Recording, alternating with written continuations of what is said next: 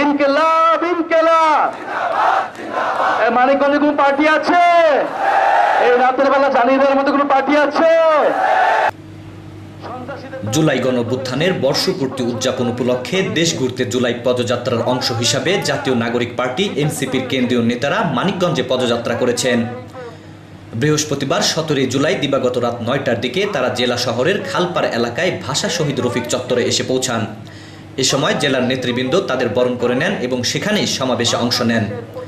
পদযাত্রায় এনসিপির আহ্বায়ক নাহিদ ইসলাম, সদস্য সচিব আক্তার হোসেন, দক্ষিণ অঞ্চলের মুখ্য সংগঠক হাসনাত আবদুল্লাহ, উত্তর অঞ্চলের মুখ্য সংগঠক সার্জিস আলম, মুখ্য সমন্বয়ক নাসির উদ্দিন পাটোয়ারি, সিনিয়র যুগ্ম মুখ্য আহ্বায়ক আব্দুল হান্নান মাসুদ, সিনিয়র যুগ্ম আহ্বায়ক সামান্তা শারমিন, সিনিয়র যুগ্ম সদস্য সচিব ডাক্তার তাসনিম জারা, ডাক্তার তাসনুবা জাবিন, দক্ষিণ অঞ্চলের সংগঠক মোহাম্মদ আতাউল্লাহ, কেন্দ্রীয় সদস্য সাইদ জামিল সহ কেন্দ্রীয় বিভাগীয় এবং জেলা ও উপজেলা পর্যায়ের নেতৃবৃন্দরা অংশগ্রহণ করেন।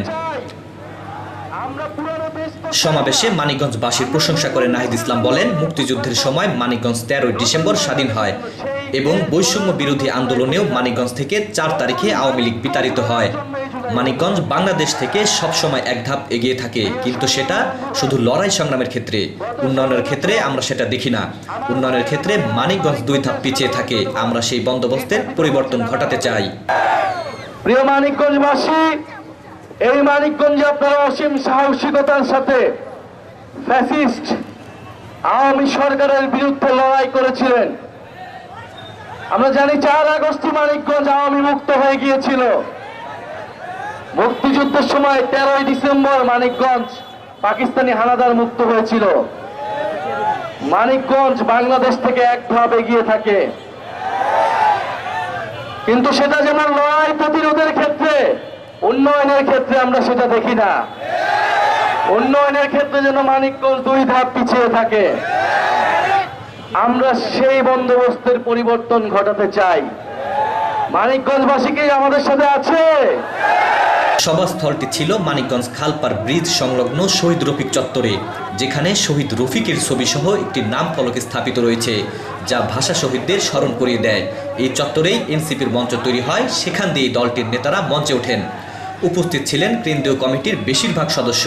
বক্তব্য দিয়েছেন 3 জন কেন্দ্রীয় নেতা, যার মধ্যে অন্যতম ছিলেন এনসিপির প্রধান নাহিদ ইসলাম, যাকে দলীয় কর্মীরা দেশের আগামী প্রধানমন্ত্রী হিসাবে কল্পনা করেন। তবে নাহিদ ইসলাম তার বক্তব্যে মানিকগঞ্জ মুক্ত হওয়ার ইতিহাস টানলেও আশ্চর্যজনকভাবে ভাষা শহীদ রফিকের নাম একবারও তার মুখে উচ্চারিত হলো না। শুধু তারই নয়, জেলা কিংবা কেন্দ্রীয় কোনো নেতার কথাতেই রফিকের নামটা আসেনি।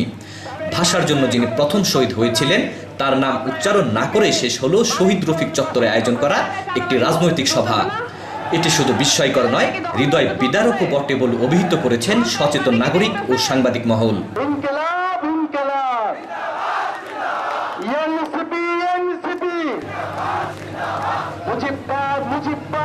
মানিকগঞ্জের আগে দুপুরে ফরিদপুর এবং বিকেলে রাজবাড়ীর পদযাত্রা শেষে সন্ধ্যার দিকে মানিকগঞ্জের উদ্দেশ্যে রওনা হন এনসিপির কেন্দ্রীয় নেতারা। এনসিপির পদযাত্রাকে কেন্দ্র করে নাশকতা এড়াতে ও আইন শৃঙ্খলা পরিস্থিতি স্বাভাবিক রাখতে জেলায় কয়েক স্তরের নিরাপত্তা ব্যবস্থা জোরদার করেছিল জেলা পুলিশ। উল্লেখ্য যে 1 জুলাই থেকে দেশ ঘুরতে জুলাই পদযাত্রা কর্মসূচি পালন করছে এনসিপি। এরই মধ্যে দেশের বেশ কয়েকটি জেলায় এই কর্মসূচি পালন করেছে দলটি। Mohammad Ashraful Islam, movie Bangla television, Manikganj.